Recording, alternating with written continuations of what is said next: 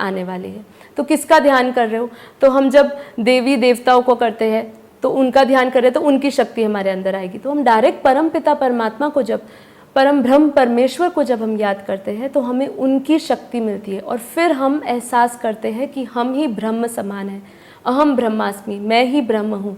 ठीक है, तो मैं ही उसके जैसा ही हूँ। परमात्मा ने मुझे अपने जैसा ही बनाया है।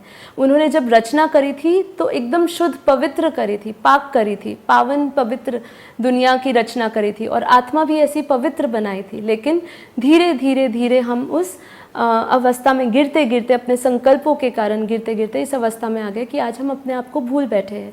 तो हमें योग के माध्यम से अपने आत्म स्वरूप को धारण करते हुए आत्मा को परमात्मा से जोड़ना है। हम उनसे जब याद करेंगे, उनसे हम दिव्य शक्तियाँ लेंगे, दिव्य प्रकाश अपने अंदर लेंगे, तो हमारे अंदर वो दिव्य शक्तियाँ आएगी। धीरे धीरे हमारे कर्म बंधन कटने लग जाएंगे, हमारी आत्मा में शक्ति आएगी, आत्मविश्वास बढ़ेगा हमारे अंदर और हम परम शांति की अनुभूति करेंगे। अब हम बात इसके बारे में करेंगे कि इस ज्ञान से हमें प्राप्ति क्या हुई है। ठीक है, सबका लक्ष्य यही है कि हमें मोक्ष मिले। जितने भी आज लोग हैं, अगर अध्यात्म में अपना उन्नति करना चाहते हैं या अध्यात्म की ओर बढ़ते हैं तो उनका एक ही लक्ष्य होता है कि मोक्ष की प्राप्ति कैसे करें।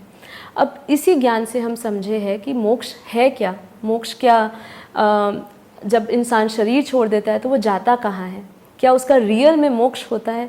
इसके ऊपर एक बहुत ही अच्छा एक उपनिषद गंगा का एपिसोड है और उस एपिसोड के बारे में मैं ज़रा सा आपको एक बताना चाहूँगी जिससे आप समझिए कि आत्माएं बार बार जन्म मरण के चक्र में आती रहती है। एक्चुअली में उनका मोक्ष होता ही नहीं है। मतलब मोक्ष मतलब ये है कि आत्मा परमात्मा में लीन हो जाए, वो उसमें समा जाए। ठीक है, वो अपने परम धाम पहुँच पाए, जहाँ से आत्मा आई है वो उस धाम, वो वापस उसी परम धाम में पहुंच जाए। लेकिन ऐसा होता नहीं है, क्योंकि सभी आत्माएं जब शरीर छोड़ती है तो कोई ना कोई उसके अंदर वासनाएं, इच्छाएं, काम, क्रोध, लोभ, मोह, अहंकार से भरी हुई होती है। अब जब आत्माएं काम, क्रोध, लोभ, मोह, अहंकार से भरी रहेगी तो वो आत्मा बहुत भारी होती है, तो उसका सूक्ष्म शरीर ऊपर नहीं जा पाता है और उसके अंदर ज्ञान भी नहीं होता है।